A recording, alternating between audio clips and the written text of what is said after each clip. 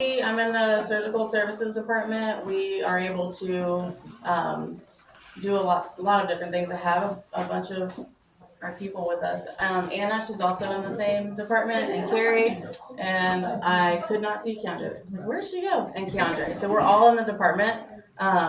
We all get to help set up the ORs. We get to make sure that we've got everything that we need, package the organs, because there's a certain way that you have to do it. We get to make sure those organs are getting perfused or flushed the way they need to. I think we kind of run the ORs to make sure that it goes very smooth. So kind of a big job. When we get back, we also do kidney pumping, which we'll tell you about.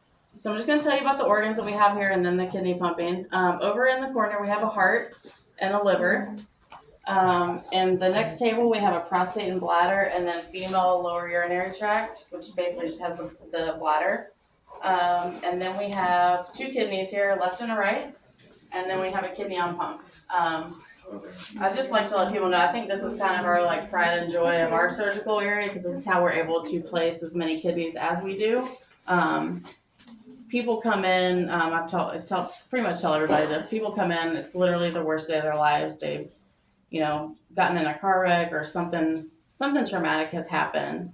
And then we turn around and we take their blood and we see how much urine they're making and all this other things.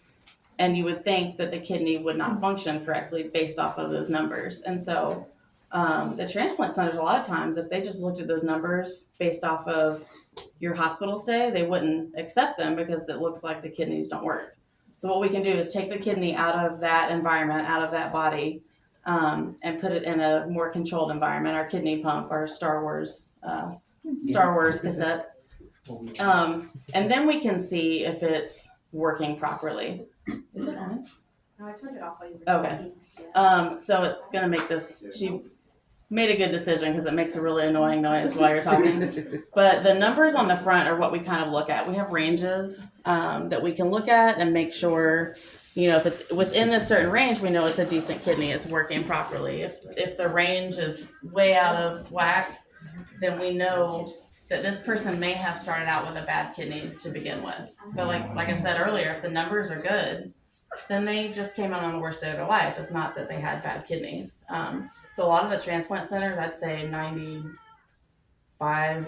or more, you might know better, but almost all of them are requiring some sort of pumping so that they can see that it is functioning correctly. Because it's hard to, as a surgeon, I'm sure, take that risk on a kidney that you may or may not know if it works properly. And this is a really, really good way to see that. So the only other thing I wanted to show you guys, back there is a poster with the kidneys and the anatomy.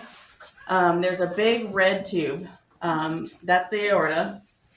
So when we are recovering kidneys for transplant or research, all we're doing is getting that aorta and cutting it right in half. So it's a big tube. So we're just cutting that tube in half.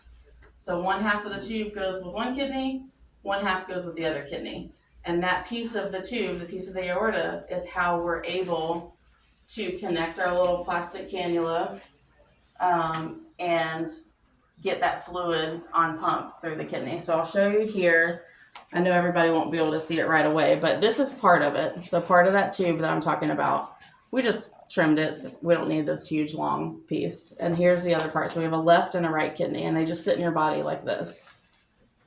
So if this was the same donor, which it really looks like it, they would come like this, like that tube would just, it would be connected. So it'd be one tube. And all we're doing is going in and splitting it in half. And now you have a way to get blood or fluids through this kidney, and you have a way to get blood or fluids through that kidney. We also have the ureter, which is in here, which is where your urine goes so you can pee. It has a lot of fat on it because I don't think they really care to strip all of that off and possibly damage the ureter. They would rather have the transplant surgeon that's putting it in. If he wants that cleaned off, then he can do it. So it's a little worm. It feels like a little worm, but the difference is, so it's a little hard to see in the body when you're trying to look for it, if you're looking for it for a certain surgery, if you're looking for it in this case, because you don't want to damage it. But the cool thing about it, it has like a peristalsis, like a movement, kind of like your gut does when it's moving stuff through your body.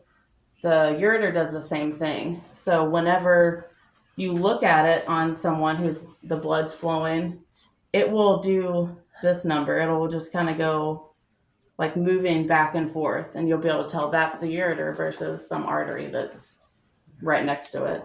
So we just save all that in here, make sure that we don't mess it up. We tag it, and we put a label on there. But feel free to go around to any of these. We've got plenty of us here if you guys have questions.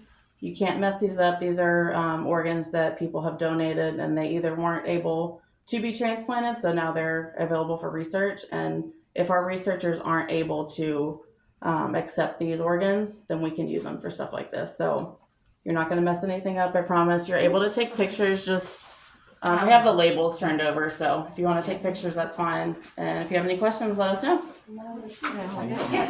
I think I have a right. I'll take a picture.